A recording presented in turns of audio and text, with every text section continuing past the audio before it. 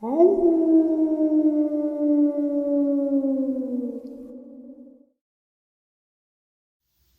greetings and salutations, everyone. I hope everyone is still doing well, and welcome to today's bonus upload. Before we jump into this very interesting bonus, a couple links. As many of you know, I rely on Patreon, PayPal, channel membership, and the merch to help the channel to continue to grow and go. Links to Patreon, PayPal, and channel membership is in the description below. Merch displayed directly under the video. Also, Dogman Frightening Encounters, Volume 1 through 3, the audiobook versions. They were written and researched by Tom Lyons, narrated and produced by me, Jeff Nadolny. Those audiobooks are available on Audible, Amazon, and iTunes, links to which are also in the description as well. And finally, last but definitely not least, if you'd really like to help support the channel to continue to grow and go, simply subscribe. It doesn't cost you a cent. Click the like button, takes half a second. If you don't want to miss out on any of the informative uploads I put out daily, click that bell icon, and folks, please leave a comment. Why? Well, because all these things really do help the channel to continue to grow and go, and folks, they do matter. Now, everyone, I have taken far too much of your time. Let's jump in to today's bonus, shall we? Today's first encounter. I swear that there are some forms of wolfman, dogman, werewolf, shapeshifter, whatever you want to call them, living in my home province. I've heard them, and I swear I've seen them. I grew up in a rural community where the closest kids were a 10-minute walk away. We always had wildlife living in our backyard, from bear, coyote, owl, fox, skunk, and porcupine. I was very familiar with our wildlife, as my father was a hunter and taught us the sounds and tracks, and even the awful smells of the life around us. I'm 21 years old now, and I live in a large town on the outskirts of the city. I remember the first signs, starting around the age of 15. I would be trying to sleep with my window open at night during the summer, and I would hear these strange howls I had never heard the likes of before, which would terrify me into slamming my window shut, closing the blinds, and locking what I could around the house. I would spend time outdoors or walking home from the bus stop and see these massive paw prints, or sometimes barefoot human prints, on the sandy gravel road. There were these moments of awful stench. My mother would always claim it was the raccoons in the compost bins again, but there was no way on earth that was the smell. I began to spend less and less time out there due to feeling watched and unsafe. I didn't know what else to do. My dad left my mom, and my stepfather was a city man who thought I was simply scared to be outside because I was a girl. There was one event 4 years ago when I was 17. We had a family friend who had a camp 40 minutes out in the middle of nowhere. And of course, being myself, I wanted to go and hang out with all my friends near my age, so we went. No cell service, no plumbing. All electricity was solar powered. Outhouse and all camp on the lake. None of my friends were there, and all the adults went down 3 camps off for drinking, and I was stuck with all the kids aged 13 and under. Free babysitting, right? Anyway, I had settled in, and I was reading a book with my flashlight while the kids were watching a movie on their tablets. What's the point of camping if you're not on your electronics? And I heard a sound of someone in the driveway, footsteps on the gravel. I got up from my book and went to see if it was one of the adults from the group. But as soon as I stuck my head out of the door, I instantly noticed an awful rotten stench. When suddenly the sound stopped and there was no one there, I swear I'd never felt so chilled as I did at that moment. The hair on my neck was raised. I slammed the door shut loudly and locked it. That night when the adults were back, we paired up to go to the outhouse before bed. Of course, myself and the family friend were the last 2 out there. I had done what needed doing, and I was waiting for my friend. That's when the twigs snapped and the chills were back. I saw movement. A large, dark, almost black dog-like shape was off in the tree line. I froze. It was darting around so fast I wouldn't have believed the speed if I hadn't seen it. My friend came out of the outhouse, and the latch snapped my attention to her. She was concerned about how pale I was, but when I tried to point it out, it was gone. Poof! We went inside, and all throughout the night I could hear howling and barks and the sounds from outside. It reminded me of the whole laughter sound from hyenas. But every so often there was this awful, deep, choppy howl of a sound no coyote could make. It wasn't a scream of a dying rabbit or laughter from a fox. It wasn't natural, it was twisted. I share this because about a year ago I was out with my now ex-boyfriend for a late-night drive along the coast, often distance from the city. While he was driving, we were talking. We both saw something massive. It was dark, almost black in color, dog-like in structure. And there was this awful, unforgettable smell in the air. We both were shouting and sped off away from it. I convinced him that it was a black bear, but there was no way. It was far too large and thin for a bear in late summer. I know it was that thing, but any time I tell anyone about it, I'm told I'm crazy. I'm just hearing about coyotes, as we don't have wolves in our province. Today's second encounter. I saw something in the woods and I don't know what it was. I will not be using my real name for privacy reasons, but I will tell you I'm a 15-year-old female. I'm from Nebraska. I know what you're probably thinking, cornfields, middle of nowhere, but that's not where I'm from. I live in Omaha. But I've always loved the outdoors. I go hunting and or hiking almost every weekend with my dad or with friends. I went to Nebraska National Forest every long weekend with two friends who we'll call Haley and Todd. I've known them for years. We've never hiked alone because of the risks. So we became a group. Anyways, it was spring break when we went for a long weekend backpacking trip. It was a 7-hour drive there. Being 14, I couldn't drive, but Haley was 16 and Todd was 15. Haley drove us there, and we had a great time for the first few hours of the drive. But when we got closer to the forest, something felt off. I know it sounds cliche, but I had this feeling like I was going to be sick. I ignored it and thought I was just nervous. So Haley and Todd, I guess, noticed that I was off. They asked me what was up, and when I told them something wasn't right, they laughed, thinking I was trying to scare them. A few hours later, and the feeling is still there, but we're at the trailhead. I got out, and everything was the way it should be. We grabbed our packs, and off we went. I felt like I was at home in the trees, and the feeling was soon forgotten. We walked a little over 5 miles that day before we set up camp. We had a 2-person tent that Haley and I brought, and then a hammock Todd had brought. After we set up camp, we ate and were just chilling around the fire talking. There was no alcohol or any drugs. Todd began complaining about how he didn't want to sleep in his hammock. I didn't want to listen to him complain and offered to switch places. He gladly accepted. So the night went on like usual until 2 a.m. when we all got tired and went to bed. Well, everyone but me. I have an extremely bad case of insomnia, so I was just mending to the fire and chilling. Finally, I decided to get into the hammock and read, so I put the fire out, grabbed my headlamp, and got into the hammock. I noticed that something was off, but I couldn't place what it was. That's when it hit me. It was completely silent in the woods. No crickets, no animals, nothing. My skin started to crawl. I turned out my headlamp and laid down and kept silent. I wanted to try and hear some type of animal to ease my worries. And that's when I heard it. Something was dragging against the tent.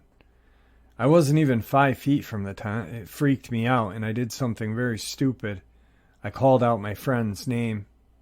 The noise stopped, and I got no answer, but this feeling of dread was something I haven't felt before or after. That's when I felt it. Something poked the hammock. It was not a soft poke. It was like a jab, and I was horrified. What the hell had just touched me, and where the hell was it? I was frozen. I also suffer from anxiety, and I felt the panic rising. I couldn't understand what was going on, and that's when I made another mistake. I decided I wanted to see what had just jabbed me. All this happened within seconds. I reached up and clicked on my headlamp, and that's when I saw it. It was straight out of my nightmares. There was a creature about 4 feet above me, staring at me, kind of hunched over. I was about 3 feet off the ground, so this thing was probably 7 to 8 feet tall. It looked like a dog, but it also did not. It had the face of a wolf, but human in a way. Its eyes looked red, ears looked like clipped pit bull ears, its mouth pulled back into a snarl, and a hand, claw, paw thing blocked its face. I was terrified. Its teeth were huge and sharp-looking. The paws, if you could even call them that, hand, 5-finger type things with sharp, long claws that looked like they could tear me apart. I stared at this thing for what felt like hours, but it was probably only 5 seconds, and that's when I screamed bloody murder. As soon as I did this thing let out something between a scream and a howl. It was deep, and I could feel it. When I heard Todd yell, "What the hell is that?" I heard the tent opening, and that's when the creature and I finally broke eye contact. I yelled at Haley and Todd to help me. I looked back up, and this thing was climbing the friggin' tree. It was still staring at me. That's when I saw the back of it. It had the tail of a dog, grayish silver fur, a black mane down its back and hump. I took this opportunity to scramble out of the hammock. We took off without grabbing anything. I had no shoes, nothing. We made it to the car. But the whole time back, I heard something in the trees. The next day, we had the park rangers go and get our things as we were too freaked out. When they got there, everything was gone. Not even trash remained. It was as if we were never there. They blamed us, saying we were lying. We had no idea what had happened. I had no idea what I saw or why it just didn't kill me. I haven't been back in the woods for a very long time, but still every time I close my eyes, I see that thing and hear its roar. Today's third part of the upload is going to be a subscriber kind of interview describing something that just recently happened in their backyard of Virginia. Let's get into that. All right, everybody.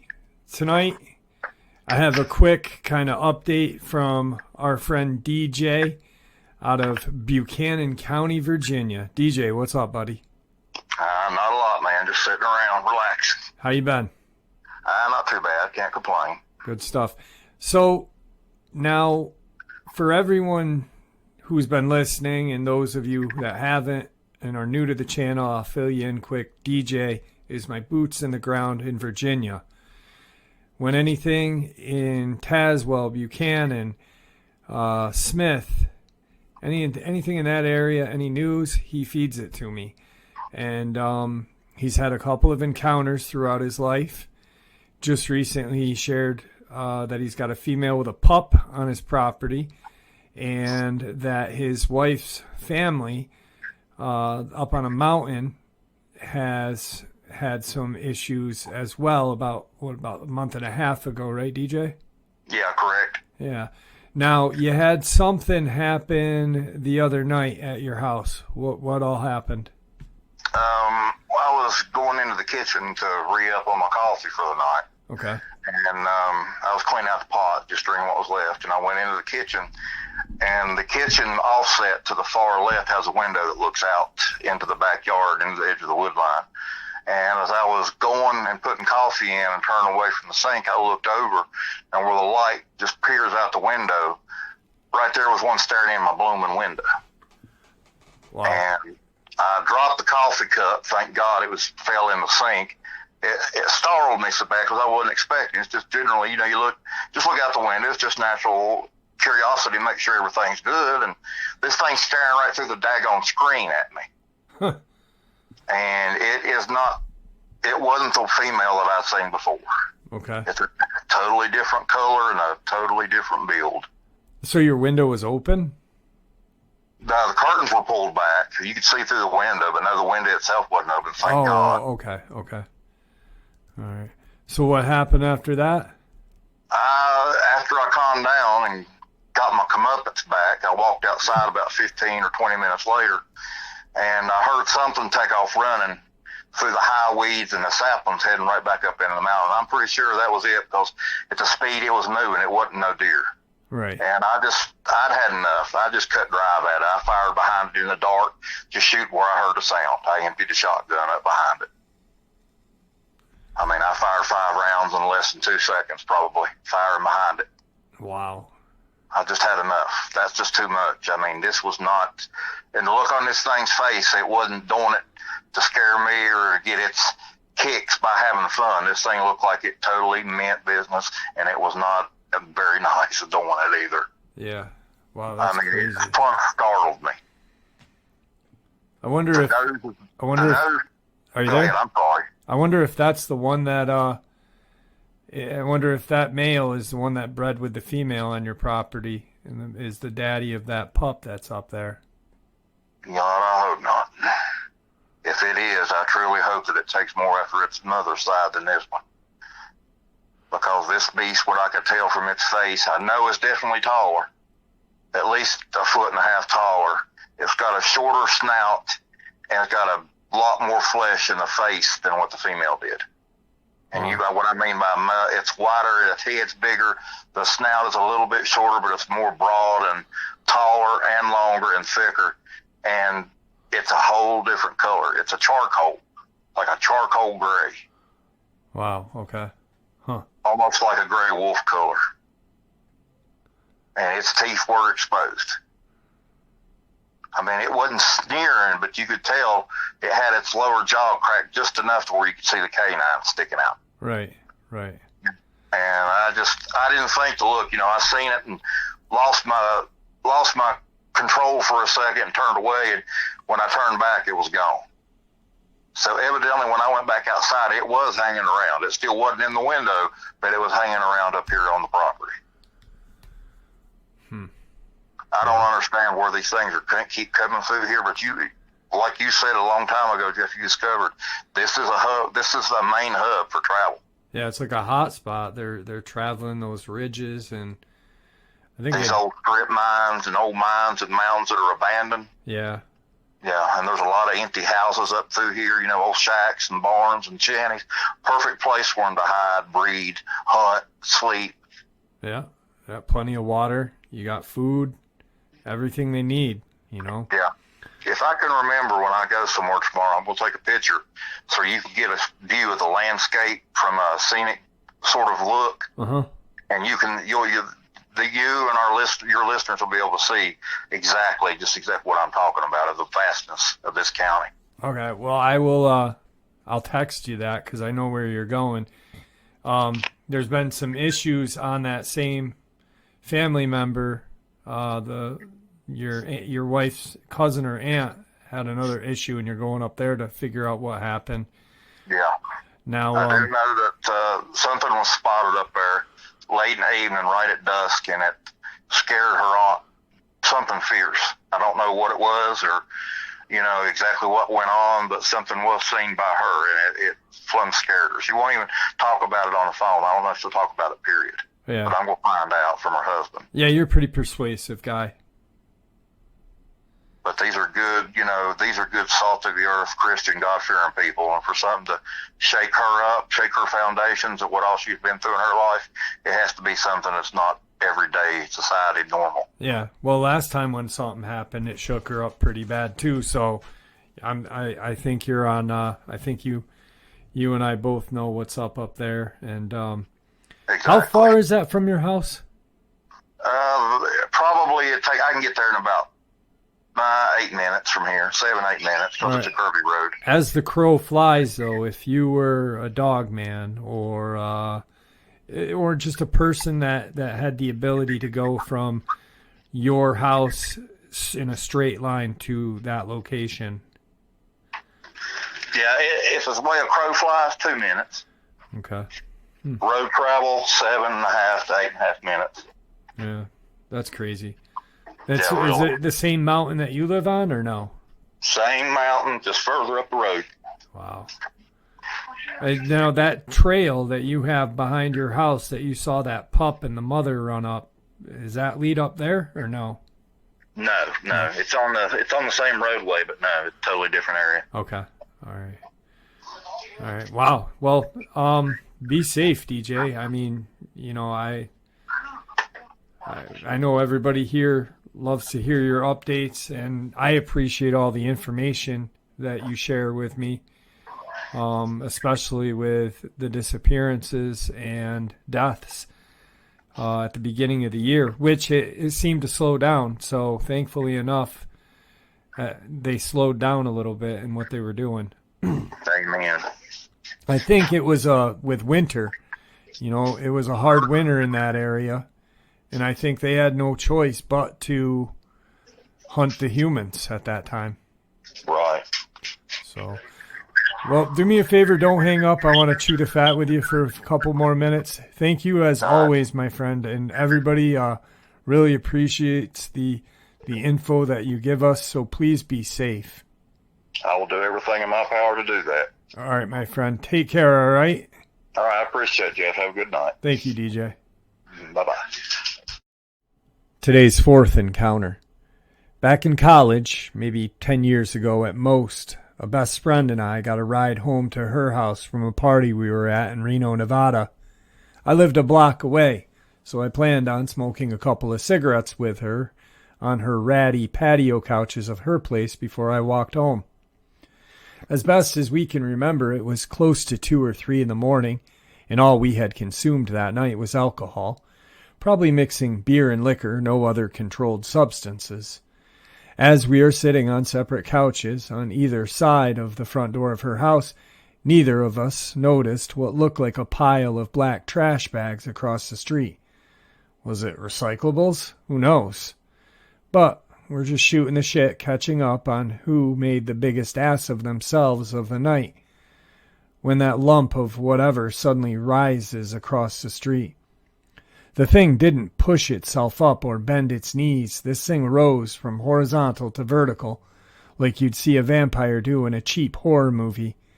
It towered nearly as tall as the stop sign next to it, with a streetlight casting an ominous shadow. It was looking right at us.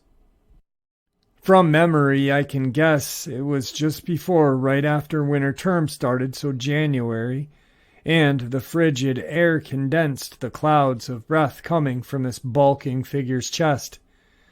The light above prevented us from seeing its face or any other distinguishable features, but it was huge. Its shoulders heaved with each breath. I couldn't see its eyes, but somewhere knew and felt it was staring straight at us. Neither of us could move. I tried to whisper a warning to my friend to get up, and get inside. I can't, she rasped. We can't remember how much time passed, but we remained immobile, fearing that whoever moved first would trigger an attack. The thing just kept breathing and staring at us. I somehow got the nerve to stand up, grabbed my best friend by her wrist, and dragged both of us inside, locked the front door, and turned the lights off. She grabbed a kitchen knife, and I grabbed a rolling pin. Yeah, a rolling pin. When we returned to the living room and pulled back the curtains and looked for the thing, it was still there, just staring at us, breathing and watching. We can't recall how much time passed, but eventually the thing ran across the street toward her yard. It ran back, ran in circles at the intersection, back and forth down the other street, all at the speed completely incapable for a human. Eventually it ran again at what seemed like superhuman speed down the road away from my friend's home and into the neighborhood. None of her roommates or our friends believed us at the time, and now they assume we were just stoned, which we were not, or we just wanted a story to tell at parties. but I've never heard of two drunk college girls hallucinating the same thing, and we both were so terrified that we slept in the same bed that night, pulling it away from the window that faced the street, knife and rolling pin in hand. My dad once told a friend this story, and he thinks we possibly saw a cryptid. Another college student later died on that street. I've wondered if it was a Dogman, Sasquatch, or some unknown cryptid. But are those known to move that fast? Tonight's final part of this upload. First off, my wife and I are both from a very rural part of Upper Peninsula of Michigan. I always used to tell people that I had to drive 50 miles one way to go to McDonald's growing up. It's the type of place where, now that I go back to, you realize how very empty it is in those spaces between the towns. Anyway, on to the experience. My wife was visiting family for the weekend in Upper Michigan and was driving home to Wisconsin early on a Sunday morning. She describes the morning as cloudless, sunny, and seemingly normal. She left town and was on the outskirts where there's a few houses, but a good number of fields. About 15 minutes into the drive, she said she saw something out of the corner of her eye in one of those small fields. She said that her first instinct before she focused on it was that it was a horse. You know how when you spot something like a dog in your periphery, and your brain uses available info like movement and relative size, and it all says dog. She said that's exactly what happened, but her brain said horse. When she turned to look, she said she saw an absolute gigantic white and cream-colored wolf loping along the tree line in the field next to the road. She said it was trotting along casually in the field but near the edge of the forest, and, other than the fact that it was huge, said it looked like a normal wolf. She said she was so stunned that she braked in the middle of the road and watched this thing for approximately 15 to 30 seconds. She confirmed at that time that it wasn't her mind playing tricks on her or a trick of the light or anything. She said it was literally a horse-sized wolf. After those 15 to 30 seconds, she said it stopped, looked directly at her, then bounded into the trees. She got her cell out and called her dad, who said she just probably saw a big gray wolf. We've both seen gray wolves, and while they are large, she said it wasn't even close. Her estimation, it stood 5.5 feet at the shoulder. For clarification purposes, I actually saw the field she was talking about. It's maybe 75 yards from the road to the tree line, if that, and there are no obstructions. Along the edge are small spruce trees interspersed with larger oak and whatnot, so there are a fair number of things for the eye to use as reference points. She said she never lost sight of it until it went into the forest. I Googled giant wolf in Michigan, and this thing about dogmen came up. We didn't even know that was a thing. Wow. All right, some awesome encounters and an awesome kind of mini interview with DJ. It's always a pleasure having DJ on. And, you know, a lot of people may be like, oh, he's, talking out his ass or whatnot.